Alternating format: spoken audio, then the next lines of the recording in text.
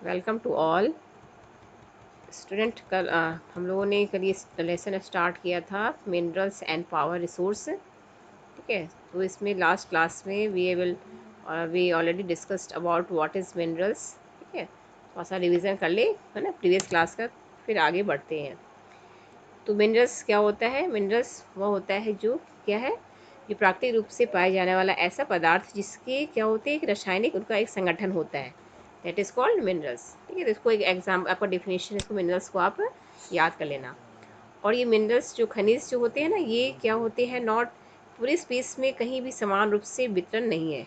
कहीं पे क्या होता है, कहीं ज़्यादा है, कहीं कम है। ठीक है, तो कई प्लेसेस ऐसे हैं जो यहाँ पर बहुत ही ज़्यादा पाए जाते हैं, कुछ एरिया ऐसे हैं जहाँ पे मतलब मिनरल्स है ना नॉट इजीली एक्सेसिबल, मतलब वहाँ पे खोजा ही नहीं जा सकता है। दैट इज़ जैसे आर्कटिक ओशन एंड अंटार्कटिका, ये ऐसे प्रदेश है जहाँ पर मतलब वहाँ पे हम लोग एसेस ही नहीं कर सकते हैं, और कि वहाँ पे कौन सा खनिज है। ठीक है, तो कुछ ऐसे हार्ड जो है रीज़न भी है।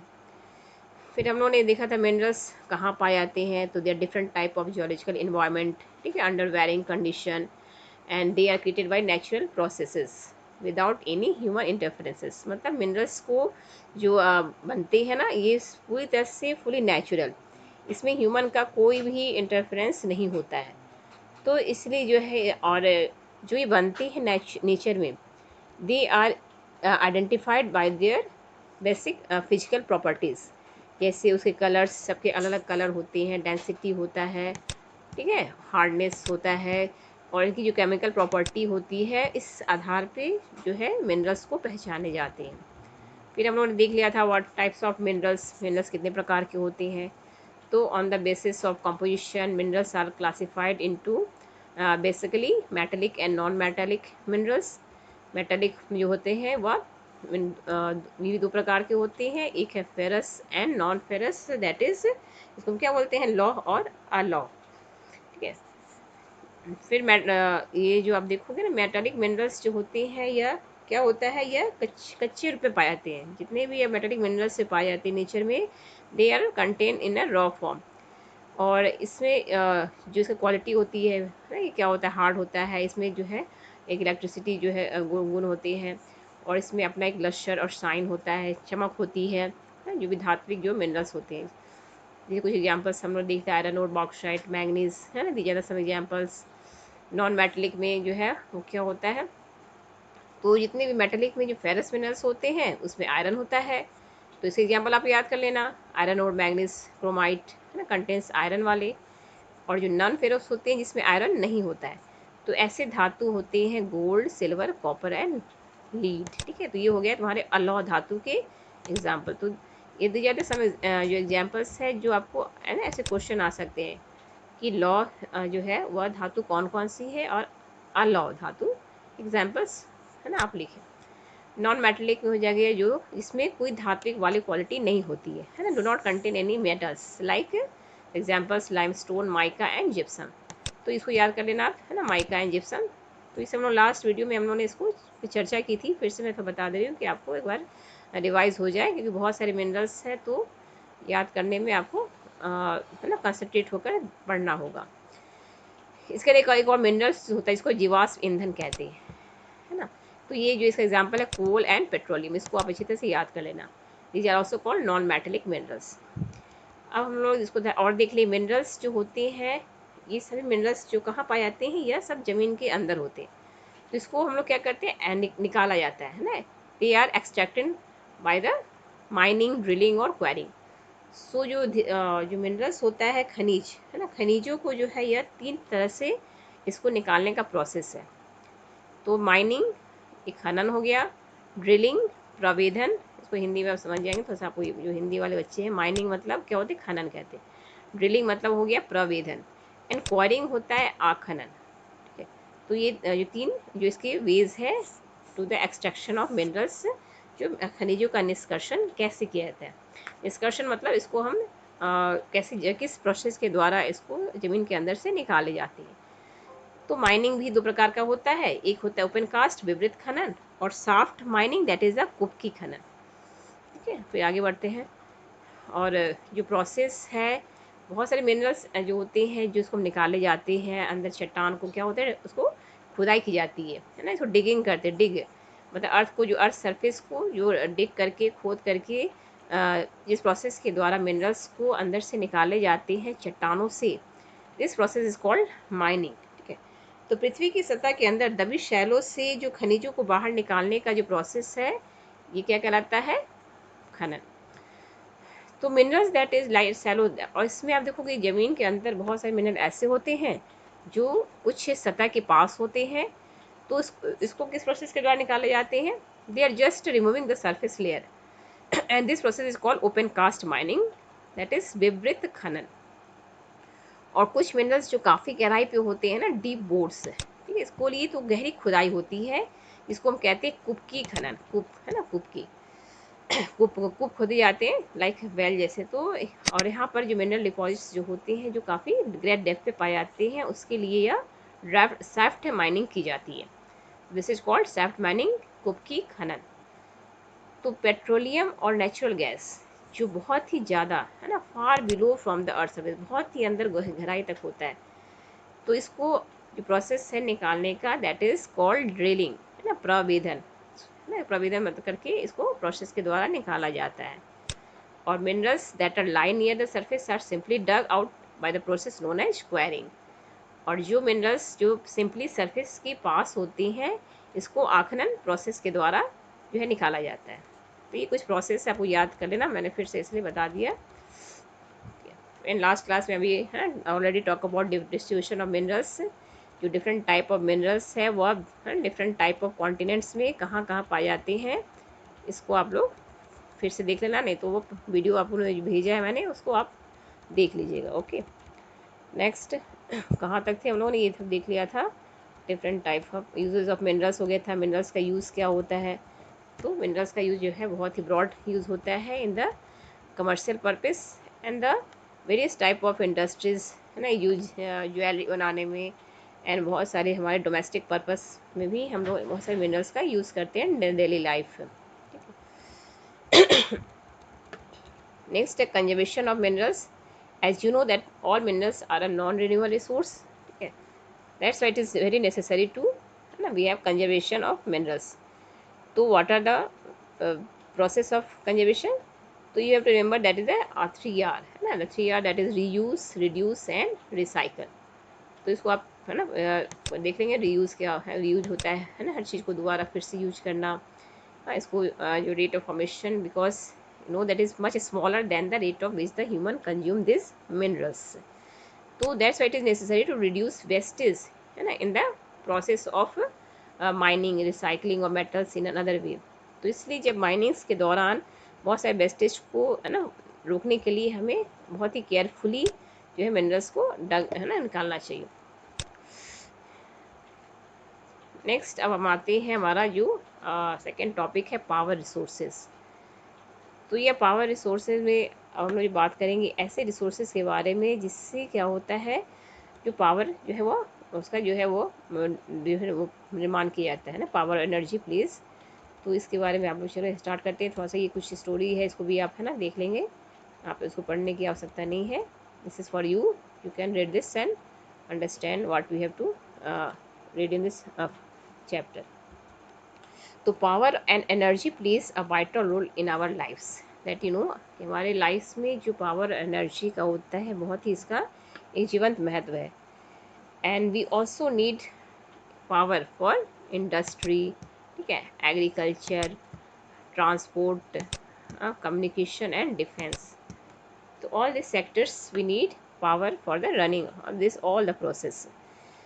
तो ये पावर रिसोर्सेज में be broadly categorised as conventional and non conventional resources. तो जो शक्ति के संसाधन जो होते हैं ना, ऊर्जा संसाधन इसको हिंदी में कहते हैं पावर रिसोर्स को, इसको जो ब्रॉडली बांटा गया है दो कैटेगरी में। कन्वेंशनल मतलब परंपरागत, एंड नॉन कन्वेंशनल मतलब गैर परंपरागत साधन। तो वही क्या होता है, कन्वेंशनल सोर्स क्या होता है, परंपरागत साधन। तो conventional source of energy are those which have been in common use for a long time. It means कि ऊर्जा का वह साधन जो काफ़ी लंबे समय से, एंशियंट टाइम से इसको यूज़ करते आए हैं ना लोग अपने एनर्जी के लिए, अपनी आवश्यकताओं के लिए, जो जिसका साधन लेते हैं ना जो हेल्प जो यूज़ करते थे। तो ये commonly use for a long time, that is called conventional, that's why it is called a traditional, है ना, सोर्स। जैसे फायरवुड एंड फॉसिल, ये लकड़ी जो होते हैं ना, फायर लकड़ी होता है ईंधन, जो फॉसिल फ्यूल्स होते हैं कोयला पेट्रोलियम, ये सब जो two main conventional energy resources हैं। तो इसमें क्या हो गया, लकड़ी हो गई, और जो फॉसिल फ्यूल्स है कोयला, इसका बहुत ही काफ़ी लंबे समय से ऊर्जा और शक्ति के लिए इनका प्रयोग होता आया है। तो फर्स्ट वी सी फायरवुड, ठीक है। फायरवुड में जो लकड़ी होती है, इसमें आप देखोगे इसका इस्तेमाल जो होता है ना, काफ़ी एंशिएंट टाइम से आप देखोगे जो होते हैं ना ईंधन, इसको ईंधन कहते हैं फायरवुड। तो ये इस्तेमाल होता था एंशिएंट टाइम में फॉर कुकिंग एंड हीटिंग। तो पहले जो हमारे मेन जो नीड्स थे, दैट इज़ क्या था, कुकिंग। तो कुकिंग और हीटिंग के लिए मानव के पास कुछ नहीं था, तो उसने फायरवुड जो लकड़ियाँ जला के, है ना, वो लोग क्या करते, हीट एंड लाइट प्रोड्यूस करते थे, और उसी पे खाना बनाते थे, और है ना गर्मी पैदा करने के लिए आग का जो है वो इस्तेमाल गर्म करने के लिए करते थे। तो in our country more than 50% of the energy used by villagers comes from firewood. और भारत जैसे देश में जहाँ पर आज भी 50% पीपल जो कहाँ रहते हैं, गांव में, अब वो अपने एनर्जी के लिए आज भी हम कह सकते हो जो फायरवुड पे डिपेंड है, ठीक है। तो आप देखोगे जितने भी ये फायरवुड होते हैं, ये बाद में क्या होता है, remains of plants and animals which were buried under the earth for million of years got converted by the heat and pressure into fossil fuels. और ये फॉसिल फ्यूल्स क्या होता है कि जब काफ़ी लंबे समय से जो प्लांट्स और एनिमल्स के जो क्या होते हैं, जो डेड बॉडीज़ होते हैं, जब वो है ना ख़त्म हो जाते हैं, डिकम्पोज हो जाती हैं, तो वो क्या होता है, उसकी जो बॉडी होती है ना, प्लांट्स एनिमल्स की मर जाती है, और काफ़ी लाखों साल तक जो है ये पृथ्वी के अंदर, है ना, वो जब दबी जाती हैं, तो हीट और एनर्जी से ये क्या होते हैं, हीट और प्रेशर से ये क्या किस में कन्वर्ट हो जाते हैं, फॉसिल फ्यूल्स में, ठीक है, जीवाश्म ईंधन। तो ये ईंधन बन जाते हैं, लेकिन बनता किससे है, इन जीवों के मरने से, इसलिए इसको फॉसिल फ्यूल्स भी कहा जाता है। तो एग्जाम्पल है फॉसिल फ्यूल्स का, जीवाश्म ईंधन such as coal petroleum and natural gas, है ना, इसको याद रखेंगे, कोल है, पेट्रोलियम है, एंड नेचुरल गैस है। These are the main source of अपना एनर्जी रिसोर्सेज। तो इसमें थोड़ा चार्ट में थोड़ा देख लिया हम लोग, है ना, क्या क्या है ऑयल एंड नेचुरल गैस। तो इसको जो इस टेबल में आपको आसानी से you can understand this, what are the advantage and disadvantage of conventional source of energy. जिससे this conventional source of energy को हम लोग इस जो है मॉडल बांटा गया है डिफरेंट टाइप ऑफ जो है ना, फायरवुड आप देख रहे हैं एंड कोल। इसी का एडवांटेज क्या होता है, इजी एसेस, है ना, provide energy to a large number of people. तो इसका एडवांटेज है फायरवुड, ये आसानी से ये उपलब्ध हो जाता है कहीं भी। डिसएडवांटेज क्या है कि collection of time is consuming, इस बहुत टाइम लगता है इसको, है ना, कलेक्शन करने में। पॉल्यूटिंग, इसको जलाने से क्या होता है कि आप देखोगे बहुत ये धुआं निकलता है, तो पॉल्यूशन भी होता है। और प्रमोटिंग ग्रीन हाउस इफेक्ट, और इससे ग्रीन हाउस इफेक्ट होते हैं, और डिफॉरेस्टेशन होता है, क्योंकि बहुत जो लकड़ी काटी जाती है तो डिफॉरेस्टेशन भी होता है। और कोल का डिसएडवांटेज, एडवांटेज इसके भी, अब डिसएडवांटेज से दो पॉइंट है, इसको भी हम लोग है ना देखते चले। दिस इज एक्सटेंसिवली अवेलेबल, है ना, इसको भी बहुत बड़ी मात्रा में हमारे देश में मौजूद है, अवेलेबल है। And efficient conversion of electricity, और ये आराम से इलेक्ट्रिसिटी में इसका जो है वह यूज़ होता है। एडवांटेज है कि एनर्जी इलेक्ट्रिसिटी बनाने में ना इसका एफिशिएंट जो है वो कन्वर्जन होता है। बट डिसएडवांटेज यही है कि पॉल्यूशन बहुत ज़्यादा होते हैं, और ये बल्कि टू ट्रांसपोर्ट, है ना, इससे तो ये दिक्कत होती है, डिसएडवांटेजेस हैं। नेक्स्ट जो है, और इसको पहले हम चर्चा करेंगे, फिर हम लोग नॉन कन्वेंशनल के बारे में बढ़ेंगे। तो इसमें एक और जो दिया हुआ ऑयल और नेचुरल गैस, इसको भी देख लो, जो ये हमारा ये भी हमारा कन्वेंशनल सोर्स है, ऑयल पेट्रोल, ठीक है। तो पेट्रोलियम का इस्तेमाल आप सब जानते हैं, है ना, इजियर टू, और काम क्यों नहीं करता ये है, ठीक है। तो ऑयल जो होते हैं, ये ऑयल का एडवांटेज है, इजियर टू ट्रांसपोर्ट, ठीक है। और बेसिस ऑफ पेट्रोकेमिकल इंडस्ट्री, ये आपका यूज़ हो गया। डिसएडवांटेज क्या है कि इससे बहुत ज़्यादा क्या होता है, depression of oxygen due to all spillage and gas leakage. Then pollution भी होता है। पॉल्यूशन सबसे मेन जो प्रॉब्लम होता है ना कन्वेंशनल सोर्स ऑफ एनर्जी का, कि इससे पॉल्यूशन बहुत ज़्यादा प्रोड्यूस होता है। That is the basic disadvantages of the use of the conventional source of energy. तो इसको मतलब नेचुरल गैस का क्या है, easier to transport pipelines, that is है ना very much advantage, cleaner than oil and coal and cheaper than oil. तो ये नेचुरल गैस जो है that is very good in the source of conventional source. Next एक hydel power का है ना, हाइडल पावर को भी देखो, जल विद्युत जिसको हिंदी में कहते हैं। एडवांटेज क्या है, non polluting, promotes irrigation and fishing and this is cheap है ना according to the compare to another source. और डिसएडवांटेज क्या होगा कि इससे क्या होता है कि हाइड्रो पावर बनाने के लिए बहुत सारे डैम्स और ना बनाए जाते हैं। That's white is the displacement of local community. इससे क्या होता है बहुत सारी लोकल कम्युनिटी को वहाँ से डिस्प्लेसमेंट होना पड़ता है, इसको विस्थापन कहते हैं ना, इस वजह से। और दैट्स एरिया इज वेरी क्या होता है वो सब फ्लडेड हो जाते हैं, दैट्स वाई। तो ये जो इंटरनेट्स लो लाइंग रीजन्स और जो लो लाइंग रीजन्स होते हैं वो सब क्या होते हैं डूब जाते हैं और एक्सपेंसिव होता है ना इस सेटअप बनाने में।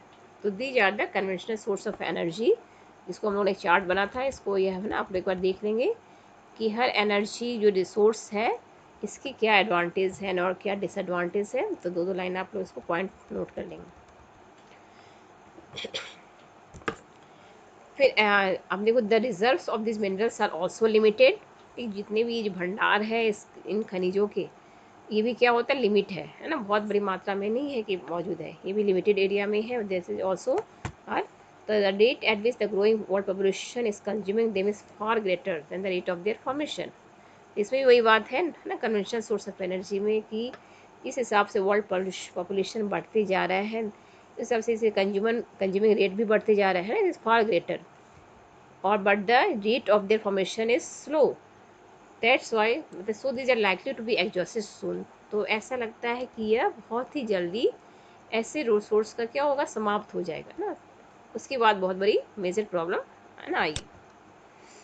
देखो ऐसे आप देख सकते हैं ये एक वुमेन का जो है पिक्चर है, ये कैसे वो नॉर्थ ईस्ट इंडिया का आप है ना देखोगे वो काली क्या ले जा रही है, और वैन कैरिंग फायरवुड इन नॉर्थ ईस्ट इंडिया, मतलब वहाँ पे जो हम लोग का मेन जो सोर्स है एनर्जी प्रोड्यूस करने के लिए वो फायरवुड ही है। ठीक है, उसके बाद फर्स्ट जो हम लेके करके we see about the conventional source of energy. First that is coal है ना, फ्यूल के बाद जो नेक्स्ट है कोल, कोयला इसको हिंदी में कहते हैं ना। This is the most abundantly found fossil fuel. ये क्या होता है कि सबसे ज़्यादा बड़ी मात्रा में व्यापक रूप से पाए जाने वाला क्या होता है, बहुत बहुत आयात से हमारे देश में बहुत ही इसकी मात्रा काफ़ी है। इसे मोस्ट एबंडेंटली है ना फाउंड फॉसिल फ्यूल और it is used as a domestic fuel, और इसका इस्तेमाल किस में होता है, घरेलू है ना ईंधन में होता है। In industries such as iron and steel. तो सबसे ज़्यादा इस्तेमाल कहाँ होता है, घरों में है ना ईंधन प्रोड्यूस करने के लिए, और उद्योग में सबसे ज़्यादा किस में, आयरन एंड स्टील, ये लोहा इस्पात उद्योग होते हैं ना उसमें इसका इस्तेमाल ज़्यादा होता है। उसके स्टीम इंजन्स है ना एंड टू जनरेट इलेक्ट्रिसिटी। तो ये जो चार एरिया मैं बता रही हूँ इसमें आप यूज अगर आए कि कोयला का यूज़ कहाँ कहाँ होता है, तो you can write this 4 points as a domestic fuels, in industries such as iron and steel, steam engines and to generate electricity. तो ये 4 पॉइंट है, इसको ऐसे कभी क्वेश्चन पूछे जाते हैं कि कोयला का इस्तेमाल व्यापक रूप से कहाँ कहाँ होता है, तो ये आप 4 पॉइंट लिख लेना। तो electricity from coal is called a thermal power, और जिस कोयला से जो इलेक्ट्रिसिटी प्रोड्यूस होती है उसको क्या कहते हैं, थर्मल पावर है ना, तापीय ईंधन कहा जाता है थर्मल पावर। और आप देखोगे the coal which are using today are from million of years ago when giant ferns and swamps get buried under the layers of the earth. और जो कोल का इस्तेमाल हम लोग जो कर रहे हैं ना आज, पता ही कब बने थे, जो कोयला आप आज इस्तेमाल किए जा रहे हैं इसको बनने में लाखों साल पहले ये बने थे, जब बहुत बड़े बड़े जो पेड़ पौधों की लकड़ियाँ जो होती है ना दलदली जो होती हैं वह अंदर दब गए है ना, और बाद में वह अंदर जम के गॉट ब्यूरिड है ना, वो अंदर दबे रह गए, और उसके बाद वह किसमें, पृथ्वी के लेयर्स में वो लोग क्या हो गए वहाँ से जम जम गए। फिर यही जम करके जो सेडिमेंट से डिपोजिशन हुआ उससे उसको जो है क्या बना, कोयला बना। तो कोयल is there for refer to as buried sunshine, है ना, जो कहते हैं ना जो कोयला होता है वो क्या होता है, अंतर्हित धूप है ना, इसको अंतर्हित धूप भी कहते हैं। जो पृथ्वी के अंदर से ऐसा जो धूप निकला जो जिससे धूप क्या होती है, इससे फायर निकलता है ना, और धुआं निकलती है और आग निकलती है। तो क्या होता है, धूप आपने देखा है ना, धूप जिसको जलाते हैं तो क्या निकलता है, आग निकलता है, और क्या निकलता है ना, वो ताप देता है। तो इसीलिए कोयला से भी जलाओगे आप तो क्या होगा, पहले धुआं देगा, फिर वो रेड रेड है ना आग बनता है। इसलिए इसको क्या कहते हैं, अंतर्हित धूप भी कहा जाता है ना, विरुद्ध सनसाइन। तो समझ गया ना कोयले कैसे बनते हैं। कोयला जो हजारों लाखों साल से पृथ्वी के अंदर जो फर्न और जो स्वैम्स होते हैं ना, जो पादप और जो विशाल फर्न और दलदल जो पृथ्वी के परतों में जो दब गए, उसी से कोयला का निर्माण होता है। तो leading coal producer of the world are China. अब याद करें, हम लोग देखेंगे कौन कौन से विश्व में वो देश है जहाँ पर सबसे ज़्यादा कोल प्रोडक्शन होता है। तो इसमें आपको मुझे फर्स्ट है क्या जो नाम आता है, चाइना का, देन यूएसए, आफ्टर जर्मनी, ठीक है, Russia, south Africa and France. तो यू हैव टू रिमेंबर, है ना, जो 4-5 जो लीडिंग कंट्रीज है इसके नाम याद कर लेंगे। और in India the coal producing areas of India are Raniganj, Jharia, Dhanbad and Bokaro in Jharkhand. तो जो हमारा जो ये एरिया है ना झारखंड का, है ना, ये बहुत ही रिच रिसोर्स जो है वह कोल का। ये आप जो पिक्चर में देख सकते हैं, this is the picture of thermal power station. और यहाँ पे क्या होता है, कोयला से जो एनर्जी इलेक्ट्रिसिटी प्रोड्यूस की जाती है, इसको हम कहते हैं थर्मल पावर स्टेशन। तो ऐसे क्वेश्चन भी आते हैं, थर्मल पावर स्टेशन में इसका इस्तेमाल होने वाला जो फ्यूल्स कौन है, तो कोयला है। नेक्स्ट हमारा जो कन्वेंशनल सोर्स ऑफ एनर्जी है, दैट इज़ द पेट्रोलियम। तो petroleum all of you know that, है ना, इसका यूज़ क्या है, ये सभी आप जानते हैं कि पेट्रोलियम जो है ये आज हमारे लाइफ का जो सबसे कहते हैं ना, जो है इसी पे पूरा जो कहते हैं डेवलपमेंट जो बेस्ड है पूरे वर्ल्ड का, that is depend on the petrol. और आप देखोगे यहाँ पे जो पेट्रोल है, ये जो वर्ड है इसका ना, दिस पेट्रोलियम वर्ड इस ओरिजिन कहाँ से आया है पता है, this derive from Latin words that is Petra.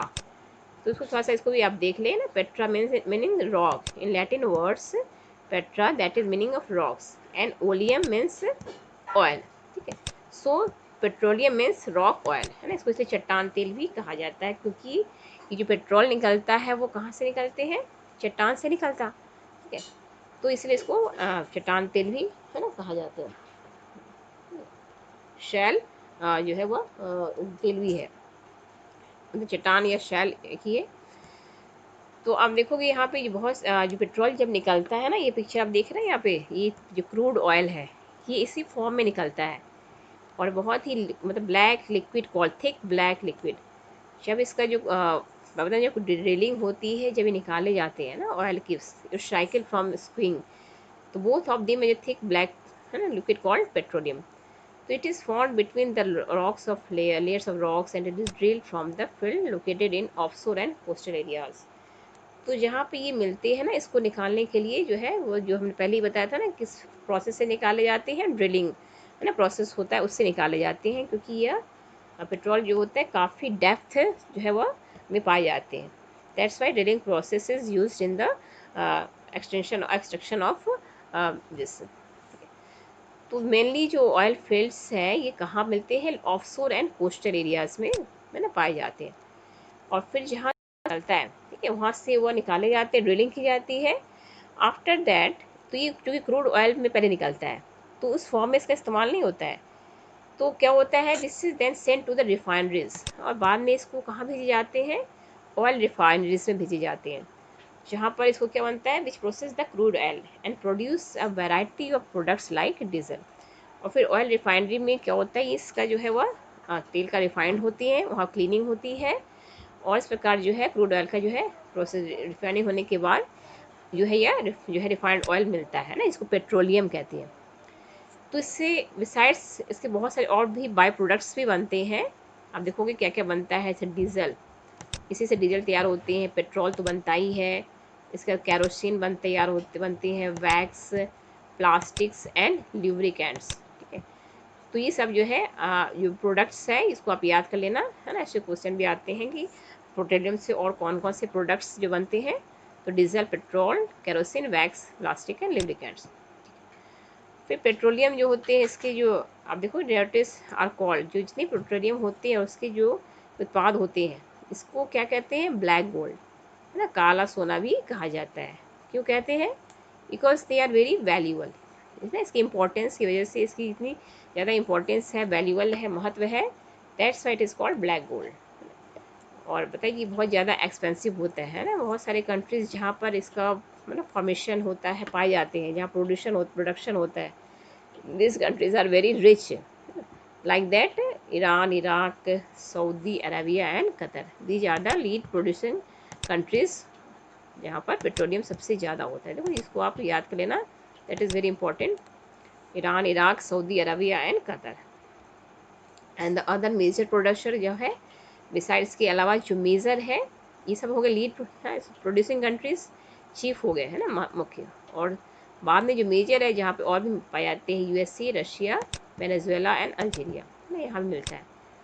और इंडिया में हमारे देश में कहाँ मिलता है, तो बहुत ही ज़्यादा देश में नहीं मिलता, बहुत सारे प्रांत में, इसीलिए हम लोग को क्या करना पड़ता है अभी, इम्पोर्ट, है ना, petroleum from the Middle East countries, because इतना हमारे यहाँ प्रोडक्शन नहीं होता है, that is sufficient for our country. But कुछ प्लेसेस में जहाँ पे जो प्रोडक्शन होता है वो है दिगोई इन आसाम, ठीक है, Bombay high in Mumbai and the deltas of Krishna and Godavari reverse. Okay, तो ये जो थी प्लेस है ना, इसको आप रिमेंबर कर लेना कहाँ कहाँ तेल पाए जाते हैं। अब नेक्स्ट हमारा नेचुरल गैस। तो natural gas is found with the petroleum deposits and it's release with crude oil. तो जो नेचुरल गैस भी है, ये भी क्या होता है, ये पेट्रोलियम के साथ ही पाया जाता है। यहाँ पे तेल निक्षेप होते हैं ना पेट्रोलियम का, वहीं पर ये मिलता है। और जो रिलीज़ होता है ना जब क्रूड ऑयल बनाते हैं, तो उसके सरफेस के पास ही या उसको जो है वह पाया जाता है। तो इसका भी जो है वहाँ से प्रोडक्शन होता है पेट्रोलियम के आसपास, जहाँ पे माइंस होते हैं, खान खनन होता है, वहाँ से निकाले जाते हैं। और इस it can use as a domestic and industrial, है ना, फ्यूल। इसका भी इस्तेमाल जो है डोमेस्टिक और इंडस्ट्रियल फ्यूल के लिए होता है। And the leading producer countries are Russia, Norway, UK and the Netherlands are the major production of natural gas. तो ये आप 4 कंट्री के नाम जो है ये याद कर लेना, Russia, Norway, UK and the Netherlands.